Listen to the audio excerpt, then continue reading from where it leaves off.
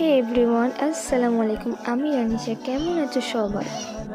আজকে বসে থাকতে থাকতে হঠাৎ মাথায় এলো যে আম মাখা করব। চলে গেলাম ছাদে ধনিয়া পাতা তুলতে আর লেবু পাতা তুলতে। আমাদের এইদিকে যেমন আম গাছ নেই, আর যাদের আছে তারা দেবেও না, চুরিও করা যাবে না। যে জিনিস কিনতে পাওয়া যায় সেই জিনিস চুরি কেন করব? তো তার জন্য আমটা বাড়ি থেকে নিলাম আর সব কিছু ছাদ থেকে নিলাম। আর জানো তো, এটা আমার ইউটিউবের 3 নাম্বার মিনি ব্লগ, মানে থার্ড মিনি ব্লগ। তারপরে ওগুলো আমি পুরোপুরিভাবে ধুয়ে নিলাম। ধুয়ে নেওয়ার পর আমটাকেও কাটলাম। আমটাকে কাটা হয়ে গেলে তারপরে আমটাকে গ্রেট করে নিলাম। গ্রেট করে নেওয়ার পর তারপরে ধনিয়া পাতা, কাঁচা লঙ্কা আর লেবু পাতাকে ভালোভাবে থেতলিয়ে নিলাম। তারপরে ওগুলোকে নুন দিয়ে, জিরে মরিচ দিয়ে, তারপরে একটু হালকা সামান্য চিনি দিয়ে ভালোভাবে মেখে নিলাম।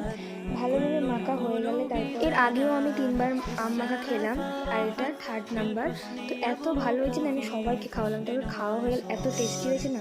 তো আজকের ব্লগটা এতটা। টাটা। তো ভালো লাগলে সাবস্ক্রাইব করে